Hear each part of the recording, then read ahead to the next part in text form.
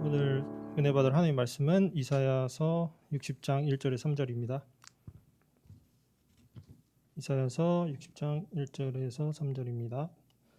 구약성경 1041페이지입니다.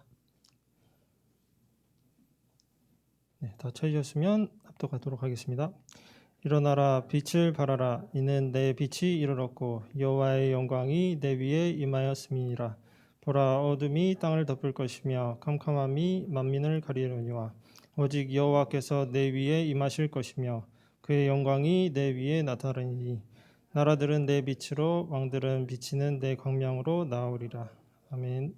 목사님 나오셔서 생명의 빛 말씀 전해주시겠습니다.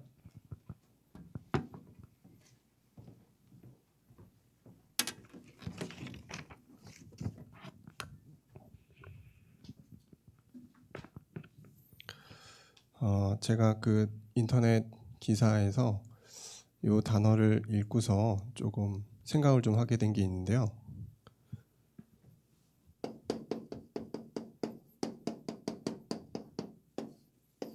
이게 그리스어인데 페르소나라고 들어보신 적 있으신가요? 가면이래요. 가면. 또 외적 자아라고도 표현하더라고요. 가상의 인물 이런 것도 있는데 우리가 가면을 쓰고 살아가더라고요. 자신이 저는 그랬습니다. 어릴 때 집에서의 모습이 다르고 학교에서의 모습이 다르고 교회에서의 모습이 달랐습니다. 그래서 진짜 제대로 삼중 인생을 살았는데 가정에서는 착하고 순종적인, 공감 안 하시는 분들이 있겠지만 착했습니다. 착하고 순종적인 아이였고요. 학교에 가면은 약간 노는 친구들이랑 어울리는, 약간 이제 탈선할 듯 안 할 듯 양아치 같은 그런 계열. 그러니까 할 거 안 할 걸 다 하는 이런. 그러니까 집에서는 굉장히 착해 보였는데 밖에 나가니까 이상한 짓 하고 다니는 망나니.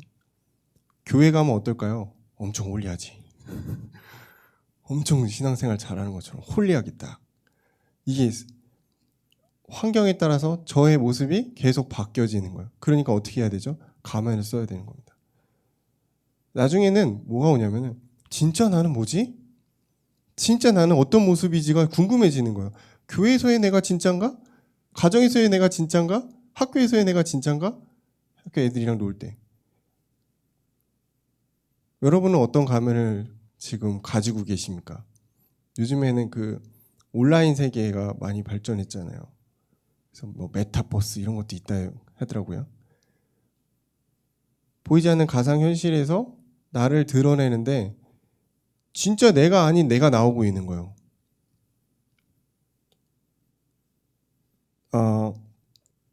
나를 찾지 못하면 우리는 계속 가면을 바꿔야 됩니다. 나를 언제 찾죠? 생명의 빛이 우리에게 비춰질 때, 그때 진짜 내가 발견됩니다. 무슨 말이죠? 예수 그리스도의 복음의 광채가 우리에게 비춰질 때 나의 정체성을 깨닫고 진짜 내가 누군지 알게 됩니다. 진짜 여러분은 누구예요? 하나님의 자녀입니다. 성격이 괴팍한 하나님의 자녀. 내 멋대로 하는 하나님의 자녀. 때로는 사람 앞에서는 하나님의 자녀겠죠. 가면을 빨리 벗어야 돼요. 안 그러면은 여러분 교회 와서 자꾸 여러분 연극합니다. 신앙 좋은 척. 저처럼 말 잘 듣는 아이처럼 여러분이 그렇게 가면을 쓰고 연극을 하게 될 수도 있어요. 그럼 나중에 어떻게 될까요? 지칩니다. 내가 나를 찾으려고 하는데 못 찾아요. 계속 가면을 쓰니까 어떤 게 나지? 이런다니까요. 그래서 빨리 그리스도의 복음으로 여러분 들어가야 됩니다. 빨리 인격적으로 그리스도를 만나셔야 됩니다. 그리스도의 생명의 빛이 비춰질 때 진짜 나는 발견되는 것입니다. 이거 못 찾아서 결혼해서도 문제고 나이 들어서 죽을 때까지 문제예요. 눈 감는 그 순간까지 문제야. 나는 누구지? 이 질문하고 있다니까요. 왜냐? 가면이 너무 많아.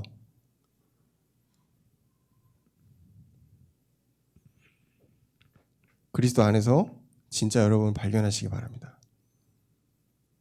그래서 오늘의 제목이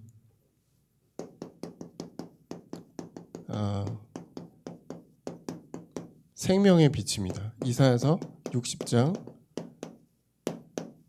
1절에서 3절입니다. 일어나라, 빛을 발하라. 이 단어 들으면 되게 부담스럽잖아요. 뭔가 막 해야 될 것 같고 안 일어나면 안 될 것 같고 현장에서 역사 하나도 안 일어나는데 자꾸 일어나라고 그러고 겁나 부담되죠. 근데 그거보다 더 중요한 거는 여러분에게 빛이 있다는 사실입니다. 빛이 없으면 일어날 필요도 없어요. 왜냐하면 어차피 어둠한테 지거든. 근데 여러분 안에 빛이 있다면 일어나게 돼 있습니다. 일어나서 빛을 발하게 돼 있습니다. 아마 여러분 체험하실 겁니다. 그 아주 깜깜한 방이나 공간에 여러분이 들어가서 뭐 핸드폰을 켜든 라이트를 켜든 켜잖아요. 그럼 어떻죠? 갑자기 주위가 환하게 됩니다. 근데 그 빛이 아무리 미세해도 빛은 빛이에요. 여러분의 환경이 어두우면 어두울수록 여러분이 가지고 있는 생명의 복음의 빛은 더 빛나게 돼 있습니다.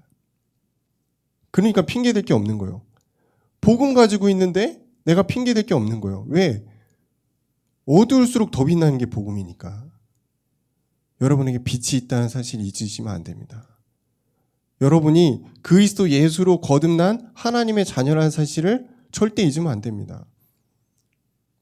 그거를 지금 마음에 전혀 없는데 일어나야겠다. 무조건 뭔가 해야겠다. 그건 아니죠. 할 수가 없죠. 생명의 빛은 누구인가? 우리에게 생명을 주시는 그 빛은 다 알고 있는 예수 그리스도입니다. 오직 예수 그리스도입니다. 다른 이름은 없습니다. 공자, 맹자, 석가모니 아무리 트럭으로 와도 안 됩니다. 왜냐?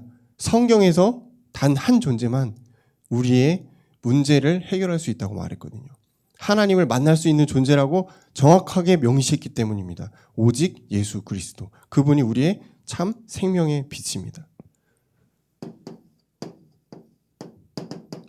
창세기 1장 2절, 창세기 이제 첫 장이잖아요. 시작하자마자 뭐가 있다고 그랬죠? 흑암, 혼돈, 공허가 있었다.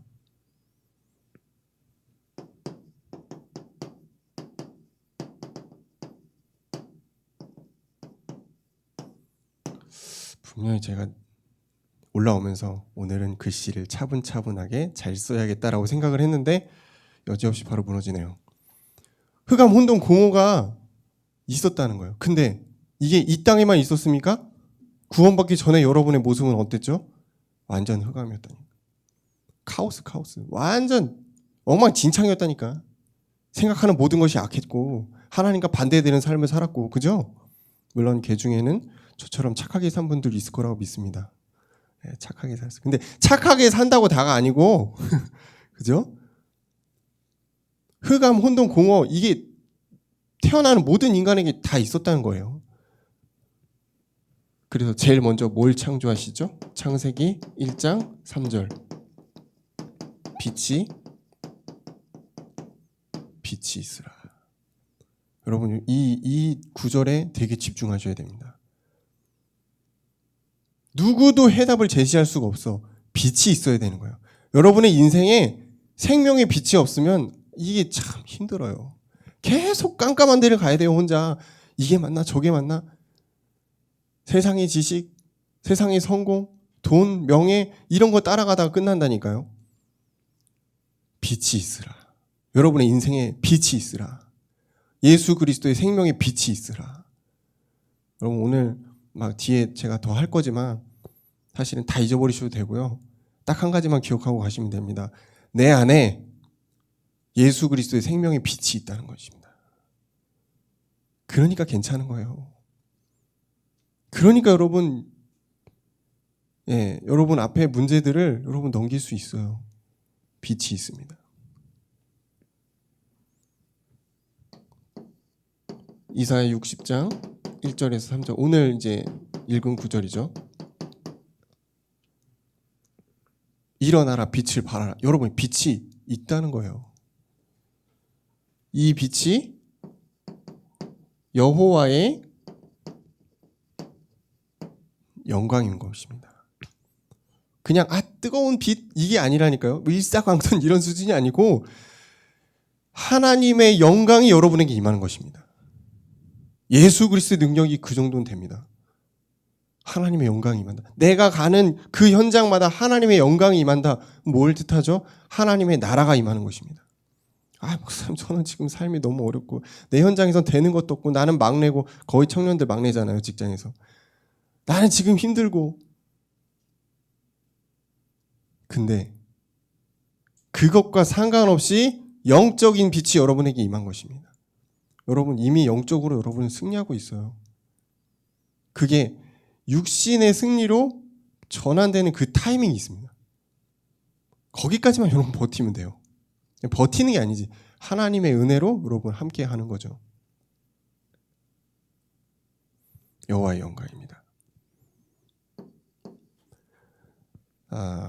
요한복음 1장 4절입니다. 그 안에 생명이 있었으니 그 빛은 사람들의 빛이라. 지금 이게 요한복음 1장부터 쭉 내려오는 거거든요. 1장 1절부터 태초에 말씀이 계시나 이 말씀은 하나님과 함께 계셨으니 그 말씀은 하나님이시나 읽지 않아요? 그 하나님이 빛으로 오셨다. 그 이름을 예수라고 하는 것입니다. 여러분 그분을 마음에 받아들인 겁니다. 그러니까 여러분 안에 빛에 있는 게 확실합니다. 그냥 빛이 아니죠. 여러분을 살리는 생명의 빛이다. 제가 막 정장 입고 막 그럴듯하게 서 있지만 사실 저 구원받기 전에 아무것도 흑암 혼돈 공허했다니까. 제가 막 이렇게 서기가 부끄러워요, 여러분. 부끄럽습니다, 진짜. 흑암 혼돈 공허했다니까. 빛이 없으면 안 돼요. 여러분에게 생명의 빛이 임해야 돼요. 다른 거 잡을 필요가 없어요. 우리는 생명의 빛 예수 그리스도만 붙잡고 갑니다. 그 예수를 우리는 뭐라고 합니까? 부활이요 생명이니. 요한복음 11장 25절. 나는 부활이요 생명이니 나를 믿는 자는 죽어도 어떻게 된다고요? 살겠고. 이게 구원입니다. 우리는 그냥 태어날 때부터 그냥 죽어야 되는 존재예요. 죽음 이후에 지옥 가는 거지. 그냥 영원한 죽음이지. 근데 그리스도를 통해서 그 부활이요 생명이신 그분을 통해서 우리가 어떻게 된다고요? 살겠고. 그분과 같이 부활한다는 겁니다. 영적인 생명이 우리에게 주어진 것입니다. 그래서 그렇구나. 생명이구나. 예수를 믿는 자는 생명이 있다는 거예요. 이건 같이 찾아봤으면 좋겠습니다. 요한일서 5장 11절 12절 찾아볼까요? 요한일서 5장 11절에서 12절. 요한일서 어디인 줄 아십니까? 신약 뒤쪽에 있습니다. 392페이지. 신약 392페이지입니다. 393페이지네요. 요한일서 5장 11절에서 12절. 다 찾으셨으면 같이 한번 읽어보겠습니다. 또 증거는 이것이니 하나님 우리에게 영생을 주신 것과 이 생명이 그의 아들 안에 있는 그것이니라. 아들이 있는 자에게는 생명이 있고 하나님의 아들이 없는 자에게는 생명이 없느니라. 여러분에게 생명이 있는 것입니다. 하나님의 아들 예수 그리스도가 있는 자에는 생명이 있다니까요. 다른 데 가서 여러분 인생 낭비할 필요가 없습니다. 그런 분들이 있더라고요. 기독교가 조금 나랑 안 맞아. 그래서 불교도 가보고 천주교도 가보고 그것도 안 되니까 뭐 신천지도 가보고 통일교도 가보고 그래서 나한테 맞는 걸 찾겠다 이런 분들 간혹 있더라고요. 뭐 그건 본인 자유긴 한데 아직 이 성경 구절을 못 읽어본 거예요. 하나님의 아들 예수 그리스도가 있는 자에게는 생명이 있다는 거예요. 끝난 겁니다. 그럼 뭐 더 우리가 좋은 교훈적인 말을 듣고 그게 아니잖아요. 성경은 한 존재를 얘기하고 있어요. 예수 그리스도입니다. 여러분 예수 그리스도 정말 믿으면 끝난 겁니다. 사실 끝난 겁니다. 그게 요한복음 19장 30절 다 이뤘다. 끝난 겁니다. 예수 그리스도가 다 끝내셨기 때문에 우리는 그분을 믿는 거예요. 그분이 모자라다면 전 안 믿습니다. 안 믿어요. 그분 부활 안 했다면 안 믿어요. 근데 그분이 부활하셔서 완전히 다 끝내셨어요. 신뢰할 만하죠. 아들이 있는 자에게는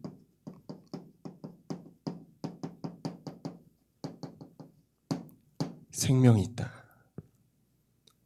그래서 예수 그리스도가 너무너무 중요한 겁니다.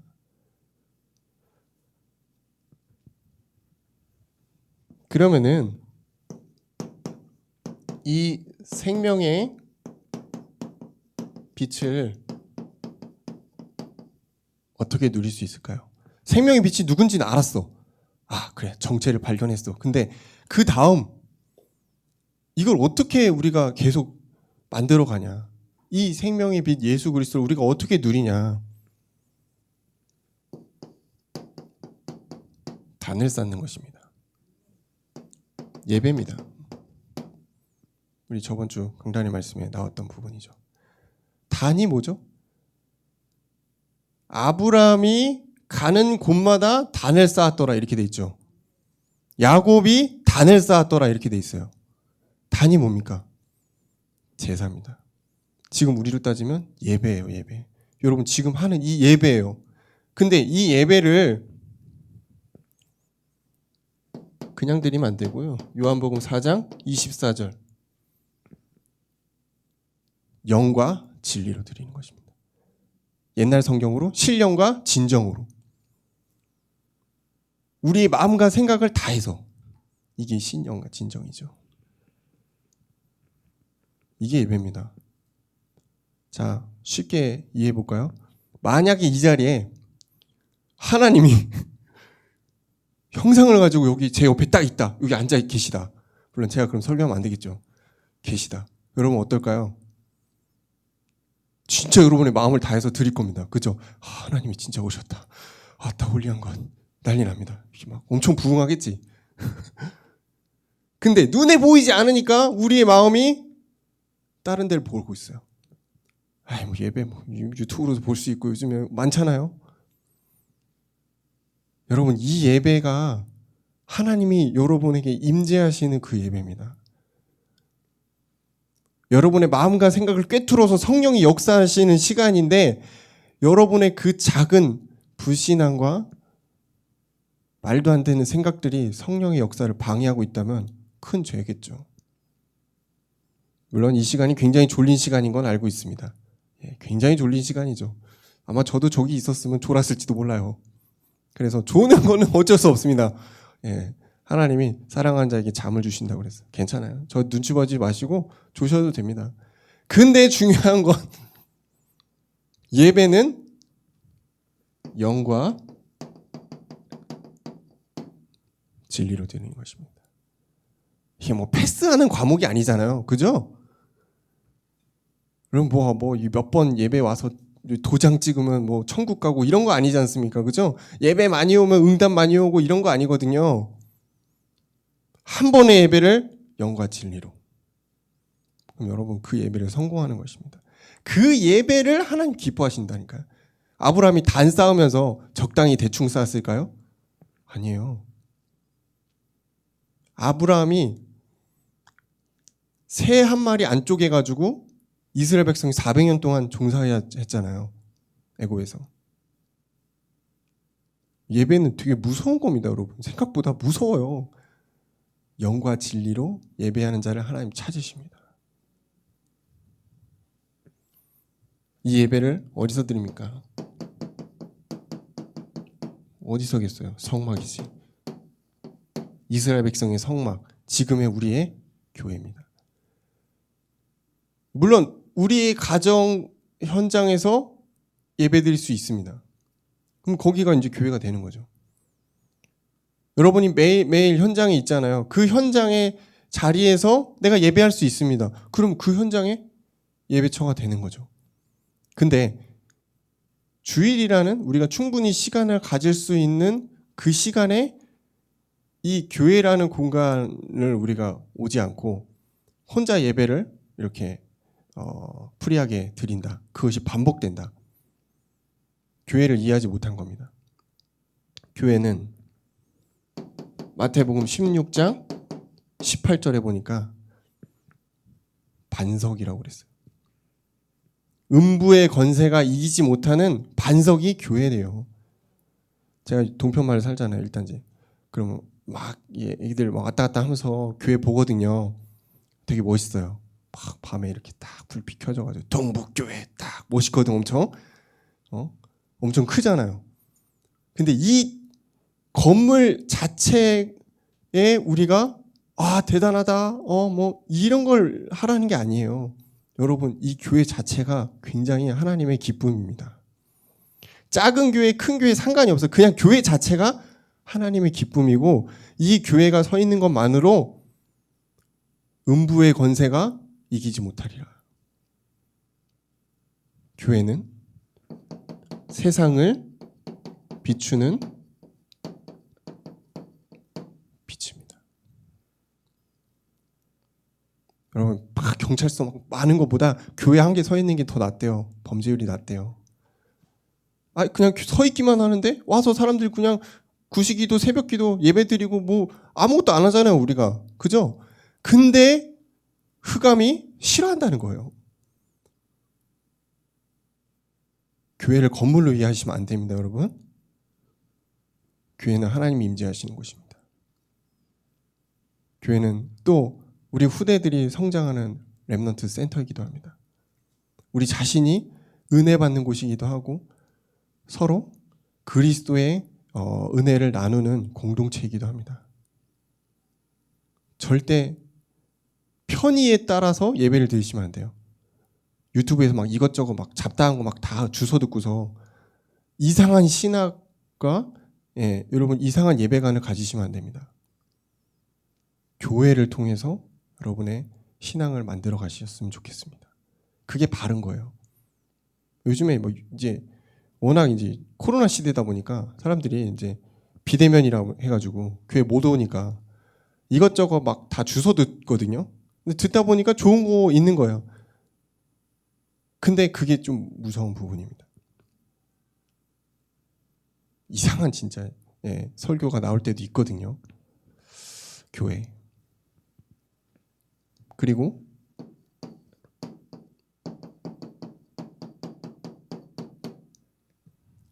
십자가를 여러분 매일 생각하는 것입니다. 예수 그리스도? 그분이 뭐 했는데? 나랑 무슨 상관인데? 십자가를 지시고 승리하셨잖아요.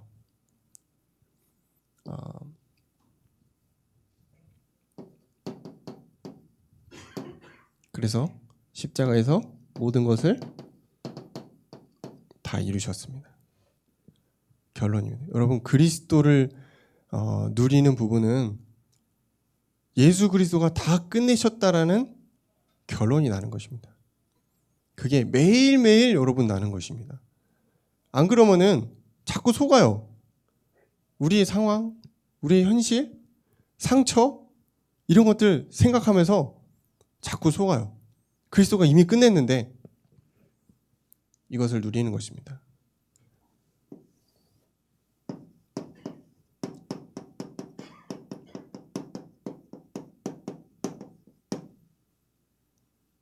우리가 이제 그리스도를 누리다 보면 생명의 빛 대신 그분을 알아가다 보고 누리다 보면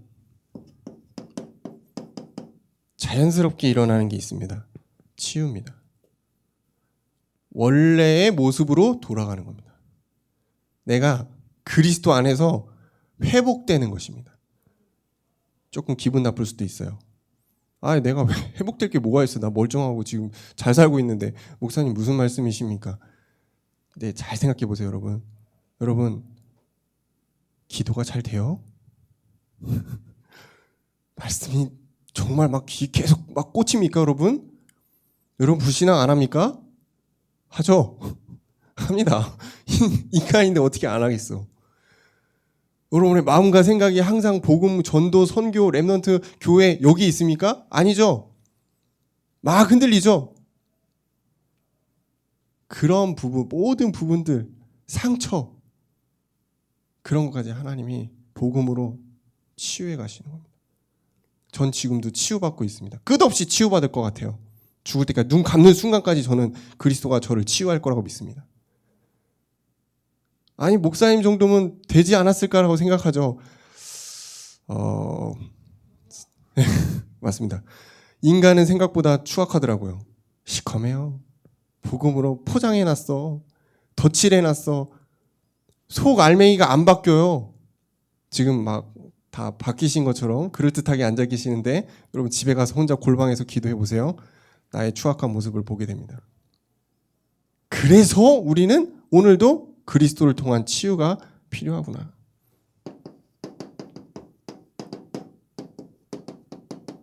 빛이 임했는데 이미 성경에 이렇게 나와 있죠. 이미 임했다. 너 잘하면은 내가 줄게 이게 아니고요. 복음 받은 그 순간 이미 빛이 우리에게 임했다. 잘하려고 하지 말고 누려라. 누리다 보면 여러분 바뀝니다. 여러분의 생각이 바뀝니다. 여러분의 행동이 바뀝니다. 그럼 어떻게 되죠? 여러분의 삶이 바뀝니다. 무슨 그 진로 상담해주는 그런 멘트 같았어요. 근데 이게 맞습니다. 그리스도가 여러분의 생각을 바꿔가셔야지. 안 그러면은 이제 말 그대로 답도 없는 인생인 겁니다. 세상 사람들 따라가다 끝난다니까요. 빛이 이미 임했다.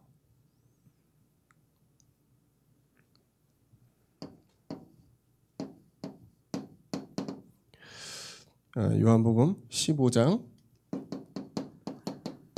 4절에서 5절 같이 한번 찾아보겠습니다. 참 제가 좋아하는 구절이거든요. 우리가 성경책을 갖고 왔으니까 좀 많이 봐야 되잖아요. 그죠? 요한복음 15장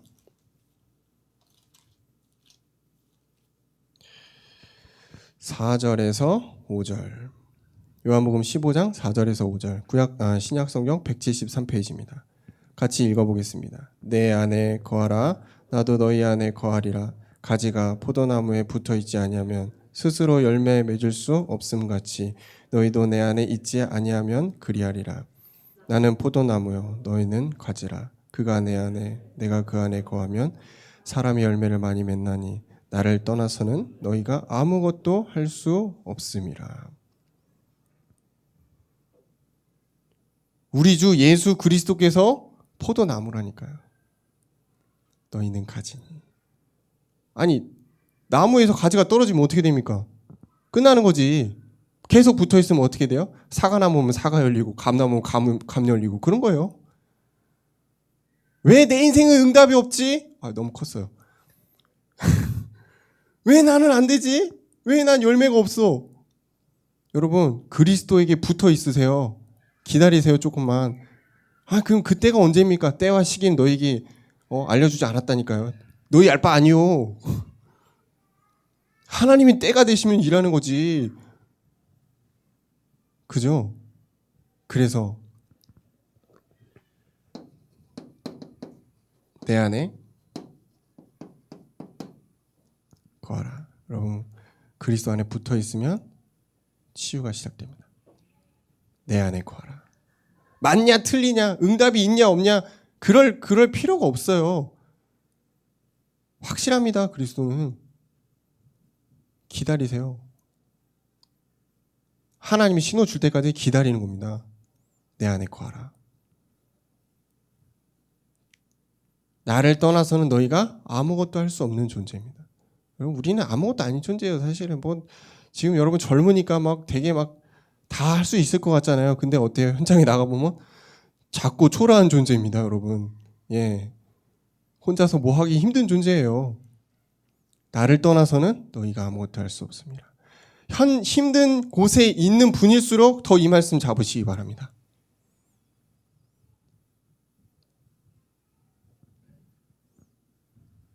우리를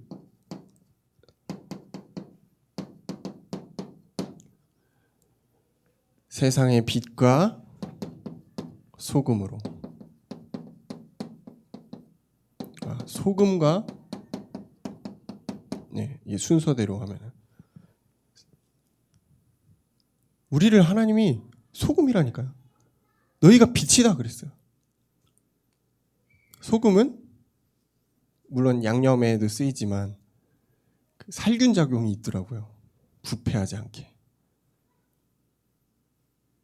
복음의 능력이 여러분에게 넘치면 내가 살아가는 것뿐만 아니고 내 주변의 사람까지 살리는 겁니다. 그게 소금이에요. 소금 자체는 그냥 짜기만 하고 별거 없잖아요. 근데 버리면 안 돼. 이게 되게 중요한 조미료거든요. 되게 중요합니다. 내가 보잘것없는 것 같은데 그리스도로 복음으로 사용되기 시작하면 어마어마한 능력이 여러분에게 오게 됩니다. 그것도 역시 치유의 부분이에요. 마지막입니다.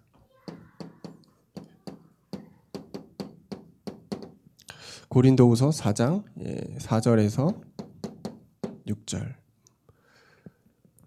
마지막으로 한 번만 찾아보겠습니다. 고린도후서 4장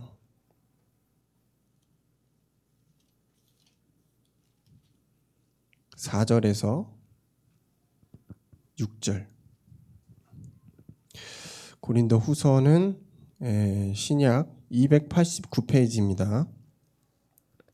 고린도 후서 4장 4절에서 6절 같이 읽어보겠습니다.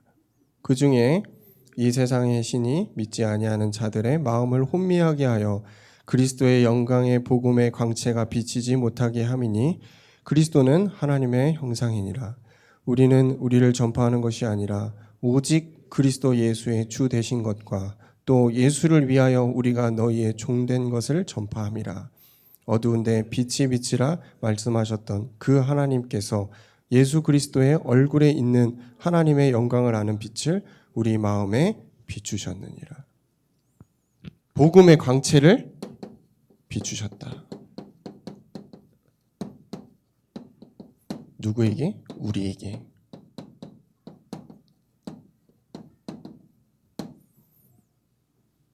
빛이 비추면 어둠은 물러가는 거예요. 그게 치유입니다. 여러분 마음속에 어둠이 가득 찼다면 골마가고 있는 거예요. 예배에 와도 은혜가 안 되는 겁니다. 기도 당연히 혼자 못하지. 말만 하면 불신앙, 불평, 원망, 핑계. 왜? 이 세상의 신이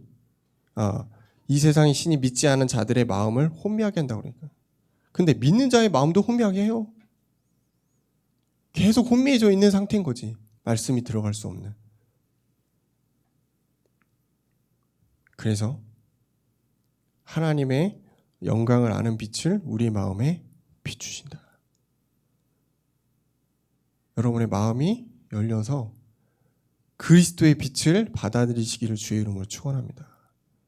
거기서부터 은혜가 시작되고 그게 감사가 되고요. 그게 쌓이면 여러분의 신앙이 되는 것입니다. 근데 나도 모르게 치유가 돼버렸어. 그러면 이제 어떠한 말씀을 들어도 여러분 은혜가 될 겁니다. 혼자 있는 시간에 이상한 짓 하지 않고 여러분 기도하게 됩니다. 각자 하는 거 있잖아요.